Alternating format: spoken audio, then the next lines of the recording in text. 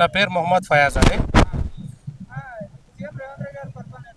చాలా మంచిగానే ఉందండి. మాకు ఇప్పుడు మేము గతంగా ఇంతకుముందు బీఆర్ఎస్ పార్టీకే చేశాము.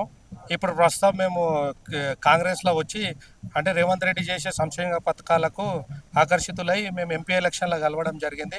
చాలా మంచిగా అనిపిస్తుందండి.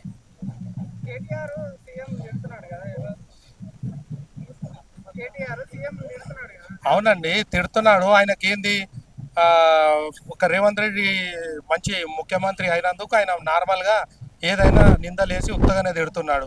ప్రజలు అందరు చూస్తున్నారు కదా, అసలు ఈయన చేసేది అనేది మాకు తెలుస్తుంది కదా. ఫామ్ హౌస్కే పరిమితమా అనేది జనాలే గ్రహించాలి. ఎందుకంటే మనకు ఆయన ఒక ఎమ్మెల్యేగా గెలిచి అపోజిషన్ లీడర్గా ఉండి కనీసం అసెంబ్లీకి రాకపోవడం అనేది మనకు కూడా ప్రజలందరూ గ్రహిస్తున్నారు.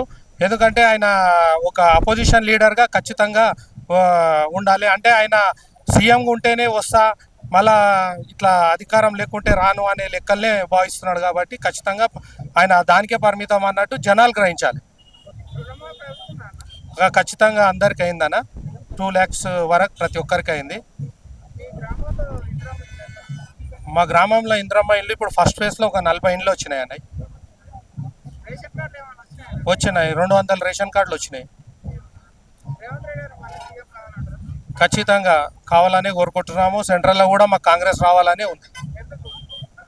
మాకు ఈ బీజేపీ ప్రభుత్వం నుంచి ఏమి జనాలకు ఏ పరంగా ఉపయోగం లేదని భావించి మా కాంగ్రెస్ ప్రభుత్వం ఖచ్చితంగా రావాలని మేము కోరుకుంటున్నాం.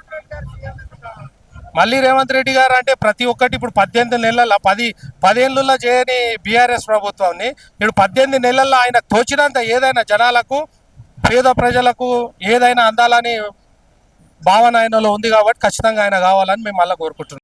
Subscribe us and press the bell icon for more interesting updates.